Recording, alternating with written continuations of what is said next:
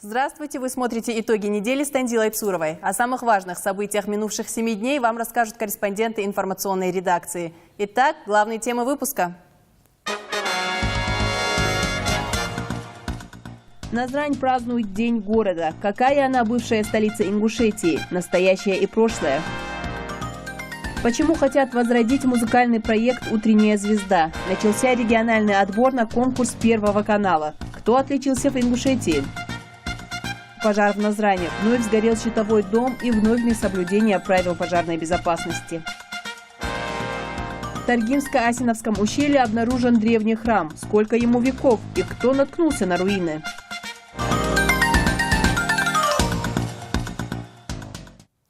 Назрань отмечает День города. За последние годы стремительно меняется его облик.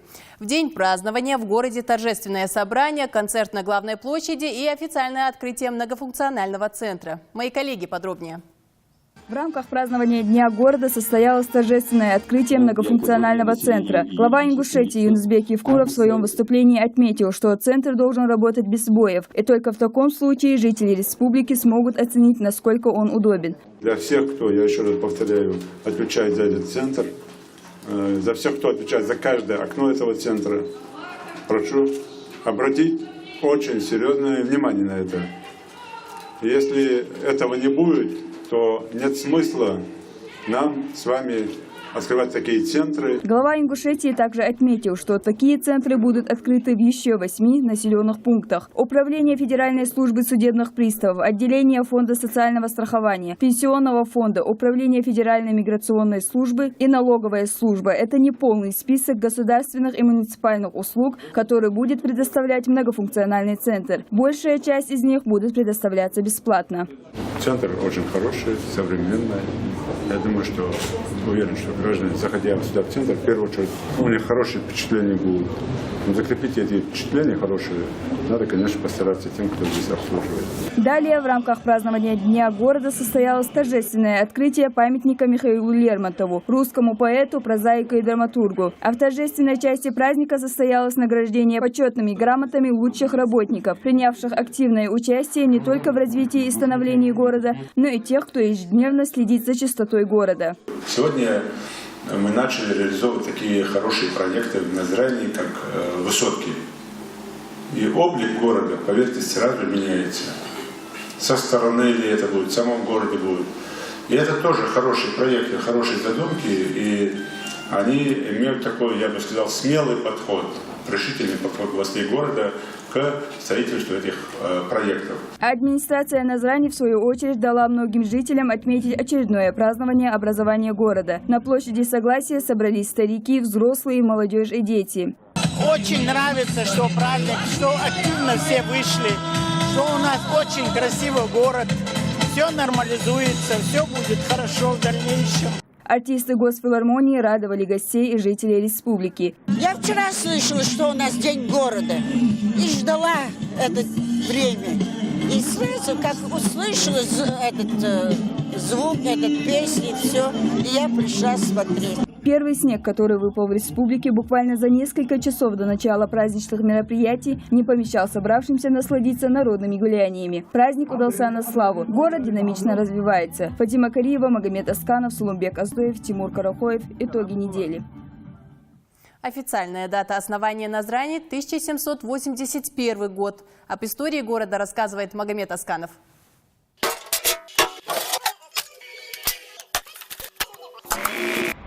Если бы пришлось выбирать место для жительства, то каждый третий житель Ингушетии выбрал бы Назрань. Это хоть небольшой, но очень уютный город. Люди здесь добрые, неравнодушные и отзывчивые. Они готовы прийти на помощь в любое время. В Ингушетии еще несколько городов, но Назрань всегда была особой для каждого жителя республики. Местные жители называют свой город Няна-Нясари, мать Назрань. На этих землях люди живут с глубокой древности. Здесь обнаружены памятники 3-го тысячелетия до нашей эры. В тяжелые исторические периоды, когда территорию захватывали более сильные завоеватели, жители Назрановской долины уходили в горы, но при первой же возможности возвращались на родину.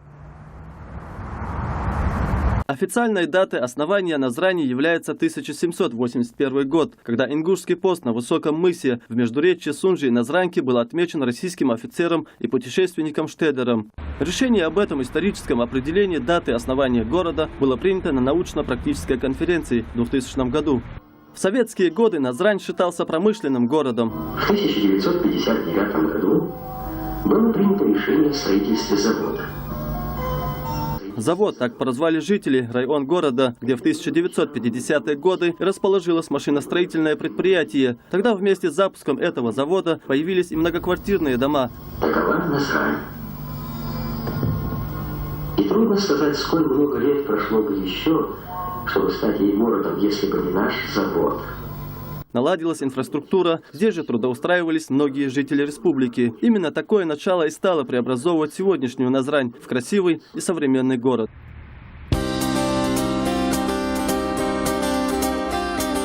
Этот город самый лучший город на земле.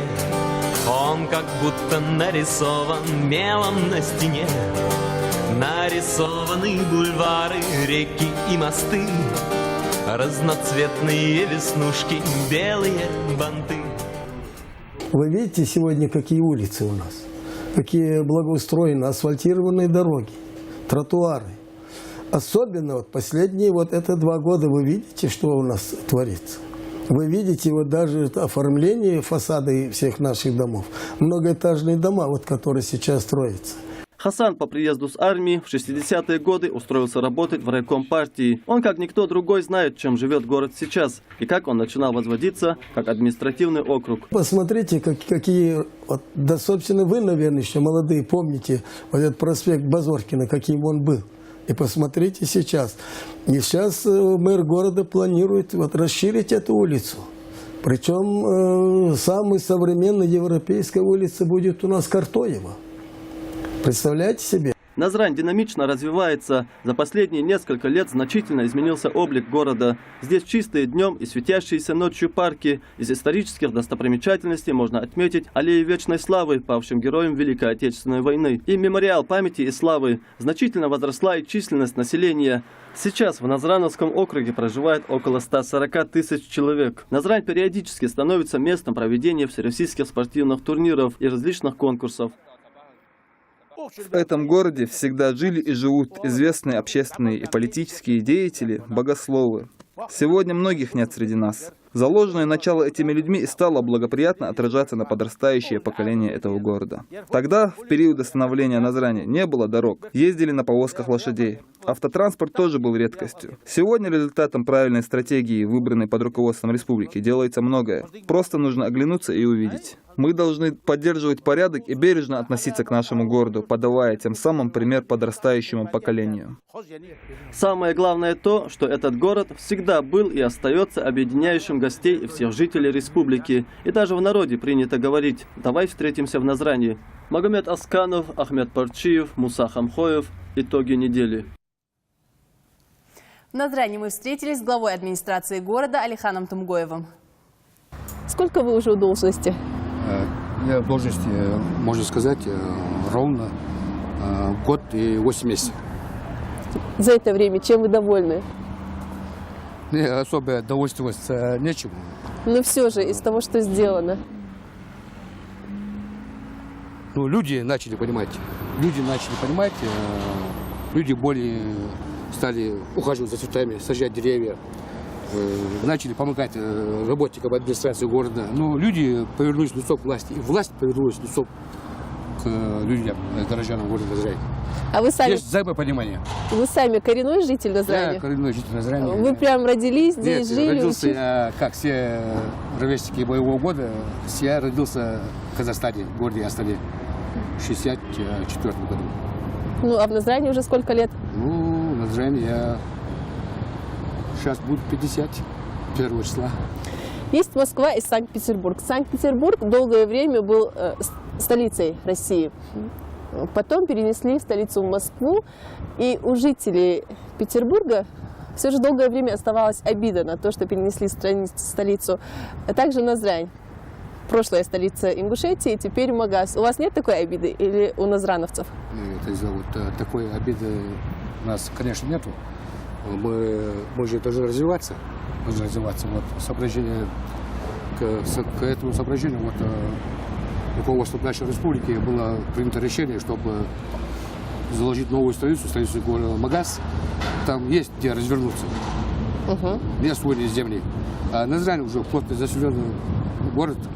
И поэтому приняли такое решение. Но столица, экс-столицей Республики Ингушетия всегда будет являться город Назрань. Вы этим горды? Да, мы это горды, очень горды. Переносится грузовой двор Да. из Назрани в Карбулак. Это как-то отразится на городскую казну? На городскую казну это не отразится, и на рабочие места не отразится, потому что те люди, которые работали до этого времени в этом дворе, они все переезжают в Карбулак, они также будут работать там. На город это может отразиться только с лучшей стороны. Мы там решили разбить сквер. Там будет у нас сквер памяти 1944 года. Депортированных. Да, день депортации нашего народа. Глава республики дал поручение, чтобы там поставить вагончик с тех времен, которые выселялись наши отцы. Разбить там сквер, там будет очень красиво. Переносится также автовокзал за черту города. Как будет функционировать главная артерия общественного транспорта? Сохранится удобство для передвижения? Вот как мы все наблюдаем ежедневно, вот наш старый автовокзал, там дороги очень маленькие, развернуться негде. Бывают большие пробки. И это вызывает определенное неудобство горожанам. И вот поэтому было принято решение привести автовокзал в более удобное место. И вот сейчас, в данный момент, там уже начаты работы, строится новый современный автовокзал. А все же транспорт будет функционировать как для жителей? Это нужно будет туда ехать, чтобы, например, будет очень поехать удобно и очень комфортно. в Троицкое, в Икажево, или отсюда можно будет уже передвигаться? Может быть, и отсюда можно будет. Действительно, построили самый современный автовокзал в СКФО. В городе нет ливневой системы, и большая проблема после дождя – это лужи. Хотя в последнее время ситуация во многих местах изменилась. Так все же будет ли сама система? Вы это правильно заметили. Вот линейная канализация в городе у нас практически отсутствует. Но мы выходим, ищем варианты. Вот мы сейчас по улице Казбеки сделали экспериментальный вариант дренажные ямы. И вот по улице Казбеки мы частично проблемы сняли. Но в 2014 году у нас запланировано провести полную реконструкцию имеющейся линии канализации и дополнительную современную канализацию мы решили провести по городу Назрань. Она у нас будет. То есть луж у нас уже не будет? Луж в ближайшие 1,5 года в Назрани не будет. Спасибо вам за это интервью. Это вам спасибо. Удачи в благоустройстве города. Уделили внимание нашему городу. Региональный этап конкурса «Утренняя звезда» прошел в Ингушетии. Победители будут участвовать в финале, который состоится в Москве. В жюри основатель конкурса Юрий Николаев. А побороть волнение юным исполнителям помогала Лейла Гайсанова. Волнение перед выступлением бывает даже у артистов, которые не один год выходят на сцену. А тут молодые ребята и девушки, которые петь и танцевать начали совсем недавно. Юные артисты пытаются справиться с волнением. Самых талантливых ждут большие перспективы.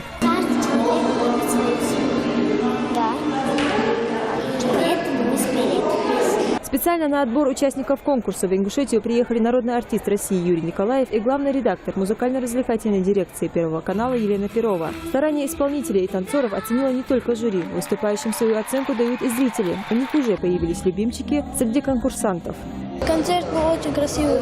Я даже удивился, как наши ребята выступали. А что тебе больше всего понравилось? Больше всего мне понравилось, как маленькие две девушки выступали, чехи. На таком уровне «Утренняя звезда» проводится в республике в первый раз. В третьем этапе приняли участие юные исполнители и творческие коллективы в двух возрастных группах – от 5 до 11 и от 12 до 16 лет. По правилам, общее количество солистов и творческих групп, вышедших в финал регионального конкурса, не должно превышать 20 участников. Из них отобрали самых талантливых. Все наше обсуждение оно было абсолютно искренним, абсолютно честным, абсолютно непредвзятым. И должен вам сделать комплимент, что побывав в Ингушетии, мы просто не ожидали, что так вот за такой короткий срок такая обширная палитра разных красок. Я представляю, если бы было больше времени и больше, то можно было бы ставить вообще одну большую программу только здесь, в Назране. Победителей наградили дипломами и памятными призами. Обладателем гран-при стал ансамбль «Таргим». Мы готовились очень сильно. Мы даже в день собирали их по 2 раза, утром и вечером. Мы готовились очень сильно к этому концерту. И вот получилось вот так, мы выиграли гран-при. Решение жюри является окончательным и пересмотру не подлежит. Из объявленных победителей гран-при присуждает только одному конкурсанту, который переходит на 4-й этап конкурса и примет участие в гала-концерте в городе Москве. А вечером с Юрием Николаевым и Еленой Перовой встретился Юнусбек Евкуров. Гости поделились с главой республики впечатлениями от двухдневного пребывания в регионе. Они отметили, что в Ингушетии много талантливых детей, которых можно отобрать на конкурс. В завершении встречи Юнусбек Евкуров вручил гостям памятные подарки: книги по истории Ингушетии в переплете из рыбьей кожи и кинжал. Лейла Гайсанова, Ильяс Ханиев. Итоги недели. Не обошли стороной музыканты и нашу студию.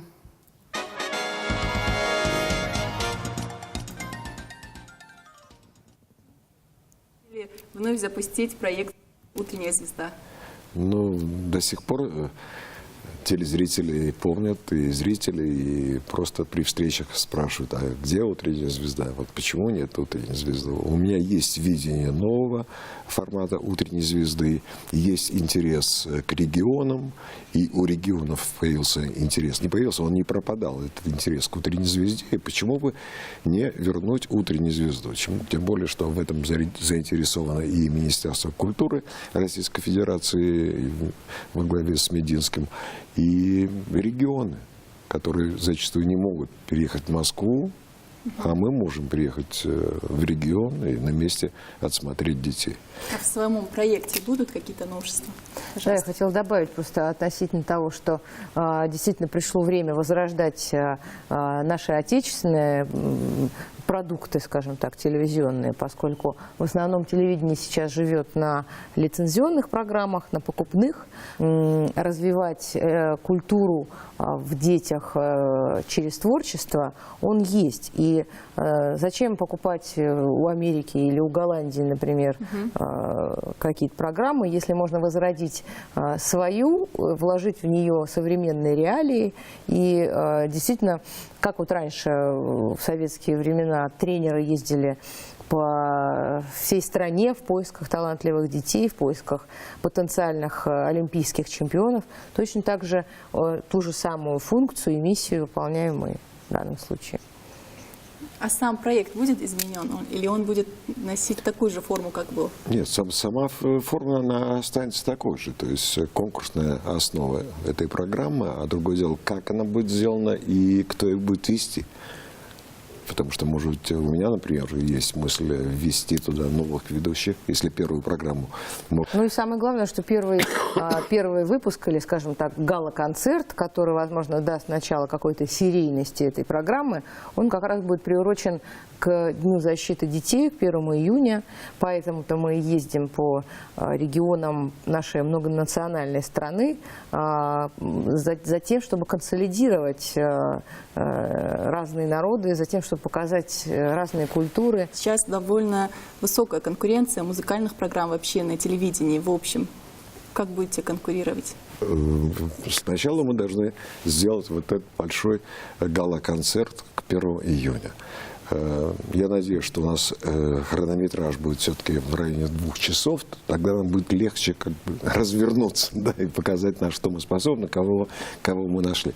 Если будет хронометраж меньше, но будет сложнее в одной программе как бы заявить о том, что мы намерены делать. Но тем не менее все будет зависеть от того, насколько хорошо, точно, красиво и по эстетике будут совпадать с эстетикой Первого канала, будет сделана вот эта большая программа, которая должна выйти в эфир 1 июня. Ну, а потом я еще должна добавить, как главный редактор дирекции как раз развлекательного и музыкального вещания Первого канала, программа «Утренняя звезда» может стать, скажем так, симбиозом некой просветительской деятельности, да, и развлекательной.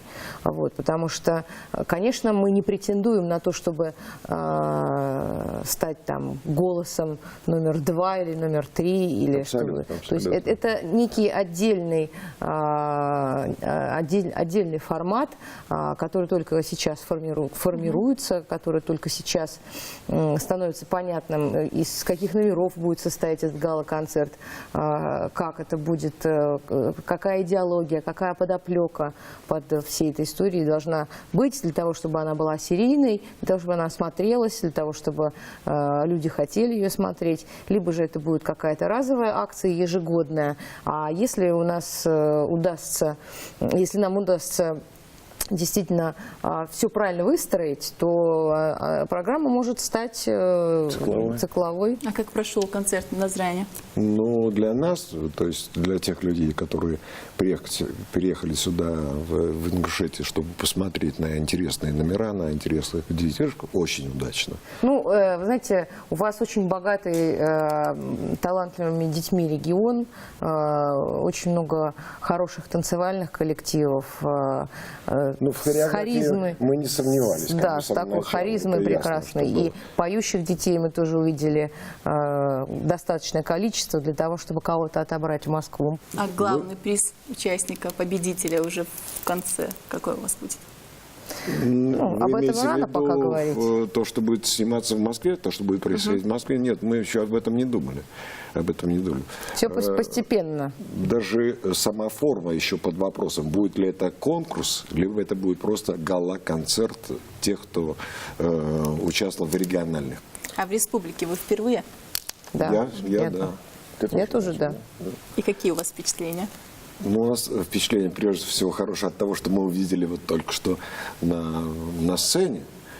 И когда мы ехали, конечно, я просто больной, когда я вижу горы, небо, я тут же думаю о лыжах, и мне нравится всегда это природа и Кавказская, и Ингушетия, конечно, это мое, как бы, вот такое ощущение. Хотя у нас мало времени было для того, чтобы оглядеться, что называется, но видно, что много строится красивых зданий, что республика, так сказать, оживает, переживает такую пору весеннюю, скажем так.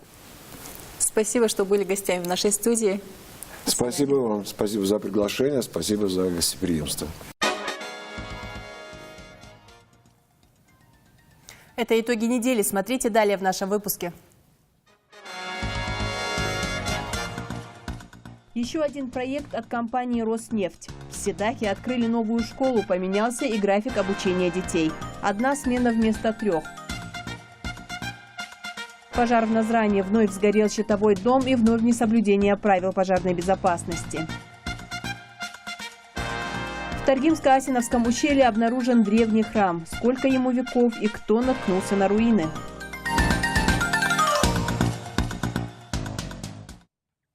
О готовности регионов к зиме шла речь на селекторном совещании, которое провел председатель правительства России Дмитрий Медведев.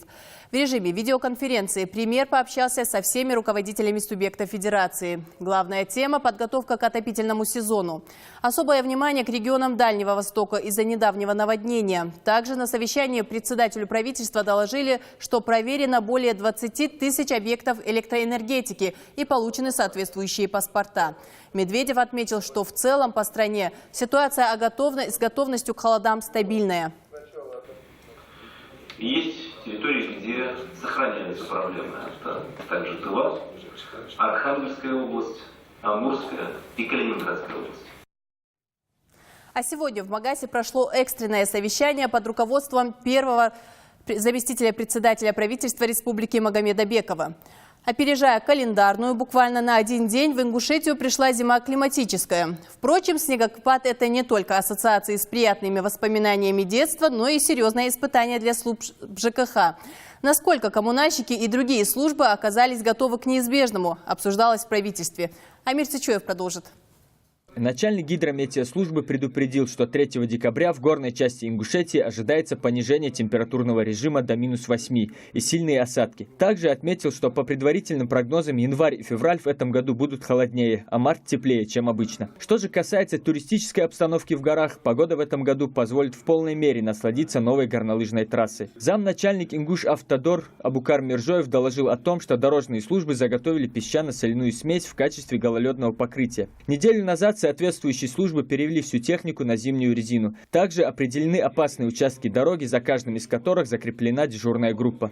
Все необходимые мероприятия по подготовке к зиме 2012-2014 готовы.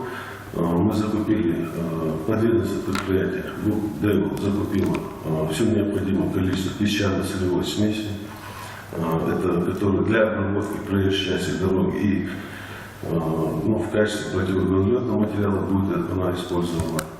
Более того, нам предоставляется и главной администрации тоже песчано-солевую смесь мы представляем. Вот сегодня тоже я им звонил, чтобы они у нас забрали в виде помощи. Председатель УГИБДД продиктовал номер горячей линии дежурной части, на который граждане могут обратиться по всем фактам непринятия мер по устранению снежного покрова. 22 16 57. Я еще напомню о том, что для вызова экстренных служб, в том числе и пожарной охраны, существует единый номер. Это 112 мобильного телефона можно набирать. 112 с мобильного телефона, а с домашнего, если... С домашнего 01. 01. Да. Ни в коем случае не 102, не 103. 112 телефон МЧС, хорошо. Начальник УЖКХ Мустафа Катиев заверил, что все 8 котельных работают в полном объеме, с учетом того, что отопительный сезон в этом году был открыт раньше обычного. Что же касается трассы М-29, по вопросам и жалобам на все ее протяженности можно обратиться по горячей линии, которая работает круглосуточно. 8 962 645 2047. А к водителям участники совещания обратились с просьбой перевести своих железных коней на зимнюю резину, соблюдать правила скоростного режима и не забывать, что, садясь за руль, каждый водитель отвечает не только за себя, но и за других участников дорожного движения. Зарема Евлоева, Амир Цычоев, Гапур Чаркиев. Итоги недели. Новая школа на месте старой появилась в селении Псидах. На неделе прошло официальное открытие. Теперь общеобразовательное учреждение отвечает всем необходимым требованиям, что позволяет проводить учебный процесс в одну смену. Напомню, Псидах школа – это один из проектов заключенного соглашения с компанией «Роснефть». Подробнее Мадина Пугоева. За 12 лет преподавания в школе, вспоминает Зара Катоева, приходилось преодолевать немало сложностей, но труднее всего было работать в немыслимых условиях. Школа находилась в аварийном состоянии, занятия часто срывались и дети оставались без уроков. Было уже тесно, делать уже было нечего, неудобно. Даже спортзал, который у нас был в этой же столовой, его разделили на несколько частей, сделали с него классы, поставили блоки. У нас был тут такой переполох вообще. Школа не была оборудована, и поскольку она была разделена на несколько корпусов, уже в последний год вообще все корпуса подряд пришли в негодность.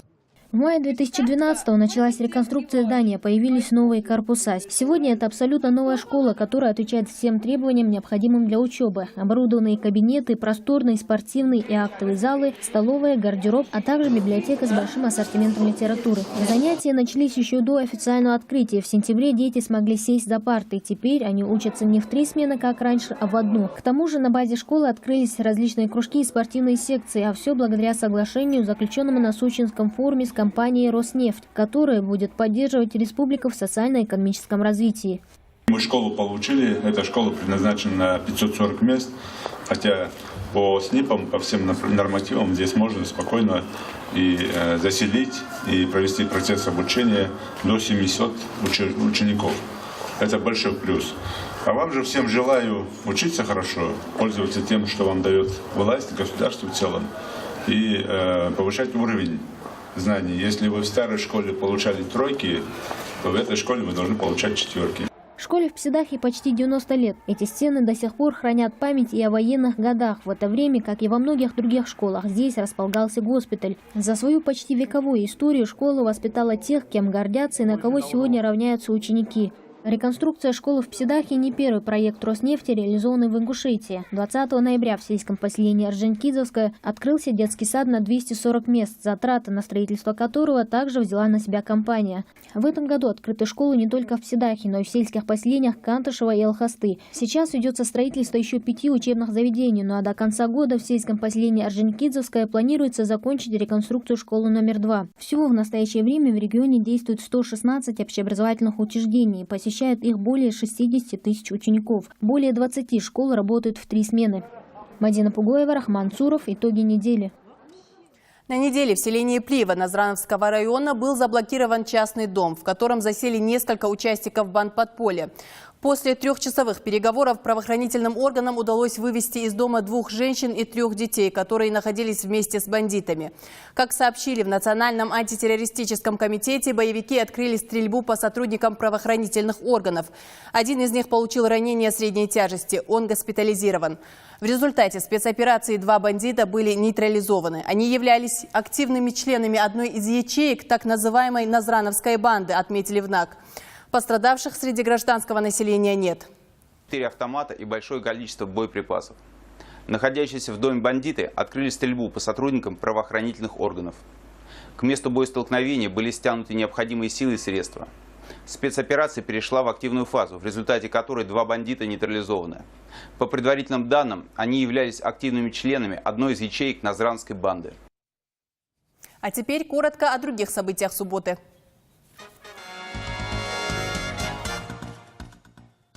В сельском поселении Орджоникидзевское прошел учредительный круг Ингушского казачьего общества.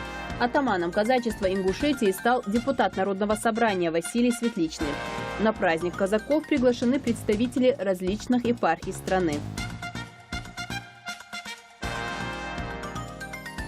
На базе отдыха Мужичи проходит самый крупный волонтерский форум в истории СКФО. Более 100 участников из всех республик Северного Кавказа приехали поделиться опытом волонтерской работы.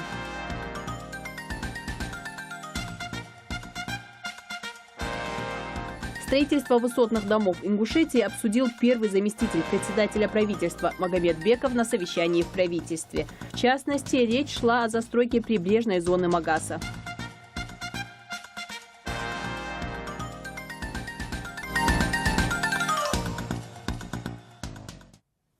Еще один пожар за последнее время. В Назране сгорел щитовой дом. Жертв и пострадавших, к счастью, нет.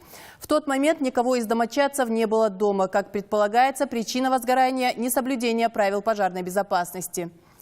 Часто в таких ситуациях мы забываем набирать правильный номер вызова экстренной помощи. Куда обращаться во время ЧП? Репортаж Заремы Евлоевой. Щитовой домик во дворе центральной котельной в Назране сгорел всего за час. В нем жила семья Индиевых. Лиза, мама 3 детей, работает в управлении судебного департамента. Здесь семья прожила 10 лет. По счастливой случайности, днем во время пожара дома не было детей. Как раз в этот день они в первый раз пошли в школу в Магасе, где учились во 2-ю смену. Случись это хотя бы на день раньше, дома была бы 8-летняя Хава. В прежней школе она училась в 1-ю смену. Лиза понимает, что жить в таких условиях опасно, но денег на то, чтобы сменить жилье, у семьи просто нет. Нам позвонил диспетчер этой котельной. Вагончик ваша щитовая комната, вся пристройка, все горит, пожарная. И вот мы приехали. И сейчас у меня ни дома, ни крыши, ничего, как видите, не осталось. Уже в который раз жители республики слышат о возгораниях, причиной которой становится замыкание электропроводки. 2 недели назад в сельском поселении Кажево в результате такого пожара погибло 3 детей. Предварительная причина пожара – это замыкание электропроводки. Со слов хозяина, со слов очевидцев. В связи с наступлением отопительного сезона сотрудники МЧС проводят инструктажи для семей, проживающих в щитовых домах, в целях предотвращения пожаров. В данное время у нас проводится операция «Отопительный сезон». В ходе этой операции мы проводим обходы, проводим инструктажи жителями данных вагончиков.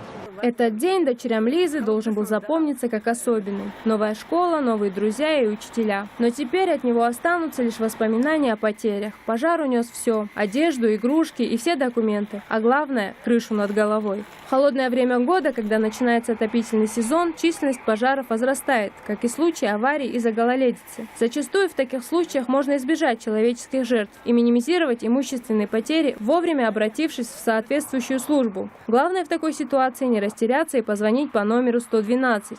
Вышли спасатели. Фамилия ваша? Диспетчер принимает звонок и тут же передает все данные о происшествии в пожарную часть. Служба 101.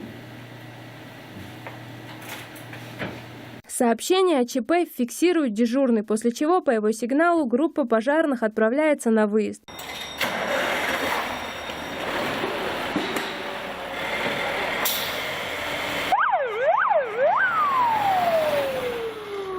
112 – это общий номер для вызова любых экстренных служб в случае угрозы для жизни и здоровья. Звонят туда при авариях, пожарах, нарушении общественного порядка. Центр работает круглосуточно, 7 дней в неделю. Звонок по номеру 112 бесплатный. С мобильных телефонов, значит, стационарных телефонов, с любых телефонов по номеру 112 можно обратиться за помощью, значит, единой дежурно-диспетчерской службы. Значит, код ничего набирать не надо, просто набираешь телефон 112. По телефону центра тревоги можно позвонить в любой момент, даже если нет сим-карты или нет денег на счете. Правда, нередко люди используют номер 112 не по назначению. Так как дети балуются, звонят на 112, отвлекают диспетчеров. В этот момент возможен любой вызов, при котором мы можем не оказать вовремя помощь пострадавшему, так как линии занимаются. Общество еще не осознало всю важность этой службы, а многие даже не знают, как себя вести в случаях возникновения чрезвычайных ситуаций. По какому номеру нужно звонить? 01, 02, 03. Не помню уже. Звонить 112. Я знал, я просто забыл номер. Позвоните в службу 112, чтобы вызвать помощь. Я даже не знаю. Дозвонившись в центр тревоги, надо точно сказать, что случилось. Пожар это или авария, в опасности ли жизнь человека. Затем нужно обязательно указать точный адрес и место происшествия. 112. Номер всего из 3 цифр, легко вспомнить в нужный момент. Специалисты сами быстро передадут сигнал соответствующей службе, скорой, спасателям, пожарным. И помощь должна поступить незамедлительно. Зарема Евлоева, Юнус Цычоев, Ахмед Парчиев. Итоги недели. Сенсационная находка в Таргимском ущелье. Христианский храм, которому как минимум 7 веков, а точнее его руины. Первое, что поражает в сохранившихся фрагментах стены, выступы в виде человеческих изображений. Теперь это получается 4-й храм, обнаруженный в Таргимской котловине. Среди них Тхаба-Эрды, один из самых древних храмов России. Вместе с археологами руины осмотрел и наш корреспондент Руслан Албагачиев. Эти груды камней когда-то были христианским храмом XIV века, оборонительными стенами и усыпальницей. До последнего времени никто не обращал на них внимания, пока 2 недели назад житель селения Мужичини сообщил археологам о том, что в лесу неподалеку от селения Таргим на правом берегу реки Асса находятся старинные руины. Умулат Гадиев уже 13 лет изучает древние храмы, и для него это еще одно открытие. В Таргимской котловине Горной Ингушетии это уже получается 4-й классический христианский храм, открытый исследователями в разные периоды. Самое интересное, что первый христианский храм зафиксировал здесь Штедер в 18 веке, а затем уже в 19 веке другой известный археолог Всеволод Миллер обнаружил храм Альбирды. В 20 веке был открыт археологом Семеновым храм Таргимский, и вот в 21 веке мы открыли уже 4-й христианский храм. Неподалеку от храма более 7 веков назад стояло оборонительное ограждение, от которого остались лишь руины с фрагментами стены. Также в нескольких десятках метров находится склеп с останками более 30 человек. От самого древнего храма остались лишь 2 стены. Первое, что бросается в глаза, это выступы в виде человеческих изображений. Именно это место, где нашли руины храма, в народе именуется как Алейнард, Ингушские ворота. Что касается самого храма, то это был достаточно крупный храм. Он вытянут длинной осью по линии запад-восток, что в принципе также характерно для христианских храмов, не только Горной Ингушетии, но и всего Горного Кавказа. Длина около 10 метров, при ширине около 5 метров. Это достаточно крупное сооружение. А в нескольких десятков метров выше от руин находится Таргимский храм, который был открыт еще в 1920-х годах археологом Семеновым. Но археологические раскопки провели только в 1976 году известным археологом Макшарипом Мужухоевым. В результате раскопок на месте находили различные фрагменты посуды и железные наконечники стрел. Так эти исследования показали, что этот храм может относиться к 13 веку новой эры. Сам храм представляет собой большой зал, где проводили какие-то культовые действия. Мы сейчас находимся непосредственно внутри Таргимского храма, в интерьере. Стоим в восточной его части. Это так называемая алтарная часть. Здесь под нами апсида. Здесь восточную стену прорезает вот это вот узкое окно, которое уходит в восточную сторону.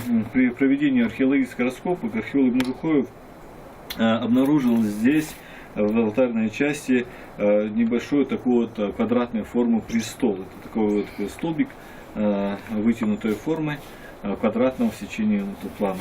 Вообще археологи и исследователи в Горной Ингушетии работают давно. Вот, например, исследователь Штедер, который проводил свои работы в 1781 году, он сделал первое описание христианского комплекса Тхаба-Ярды. А впоследствии этот храм изучался другими археологами и исследователями. Храм представляет собой весьма интересное архитектурное сооружение, на котором сохранились библейские и христианские фигуры. Это сооружение стоит на берегу реки Аса и просматривается со всех сторон. Этот храм считается одним из древнейших культовых сооружений на территории России, а в данный момент является предметом паломничества, как для христиан, так и для туристов. На остатках этого древнего храма археологи начинают делать свои первые зарисовки и замеры толщины стен.